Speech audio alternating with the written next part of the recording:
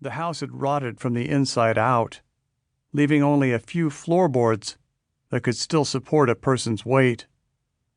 The writer Monica Drake recalls the first time she arrived for a class there and found that all the porches had collapsed. She wandered around the outside, stumped as to how to reach any of the doors that now hung high above the junky, overgrown yard. For Monica, that impossible leap over broken glass and rusted nails has always stood for the challenge of becoming a professional writer. About the yard, Tom told us that cutting the blackberry canes and carting away the heaps of garbage would bond us as a team. It wasn't enough to arrive with manuscripts for review. We should also spend our weekends digging up the jagged soup cans and dead cats and carting all of these to a landfill. What did we know? As 20-somethings, we played along, and Tom made us soggy tuna fish sandwiches for lunch. His actual workshop sessions were more conventional, but just slightly. If we found ourselves stuck creatively, he might break out the I Ching coins or refer us to his favorite psychic in Seattle. He brought in writers, among them Peter Christopher and Karen Carbo, who could teach us what he could not. What took place was less a class than it was a dialogue. And that's what I'd like this book to be, a dialogue. This is not just me telling you this. To give credit where it's due, this is my teachers and their teachers' teachers going back to the caveman days. These are lessons that daisy chain into the past and the future. They should be organized and curated by me or by someone. Still, I'm torn.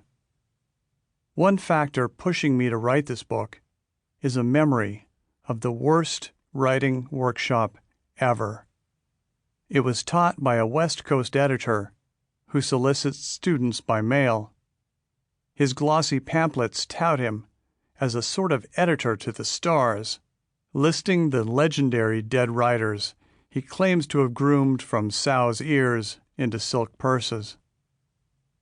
The grooming cost each aspiring student several $1,000s, payable weeks in advance. The editor to the stars swans into the host city for a 3-day weekend, staying in a luxury hotel and teaching in a hotel conference room. Needless to say, the only people who can afford his rates are wealthy. Mostly they're the wives of wealthy men, with a couple of tenured college professors thrown into the mix, and me.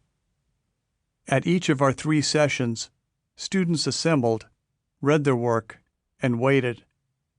Everyone looked to the editor to the stars, who would sigh deeply and ask us to comment on the work in question. This strategy allowed the other students to feel smart while it ran out the clock. Opinions flew, but not much practical advice, usually no practical advice. Opinions collided, and the crosstalk ate up more time. During this heated gabfest, the editor to the stars was updating his own mailing lists, glancing at messages on his phone, nodding sagely. In the final moments of debate, the editor would weigh in with some variation of, "This amusing piece shows great sensitivity. You should expand it into a novel." Or, "Your work is as promising as..." insert some dead writer the editor claims to have discovered and nurtured to greatness, Hemingway, Faulkner, Harriet Beecher Stowe. "Please, keep at it." Lots of hand-holding, loads of flattery. By Sunday afternoon, each of his 25 students had gotten a nice pat on the head, but no useful information. And the editor to the stars left town $40,000 richer. After witnessing that racket, I'd resolved to write a book someday.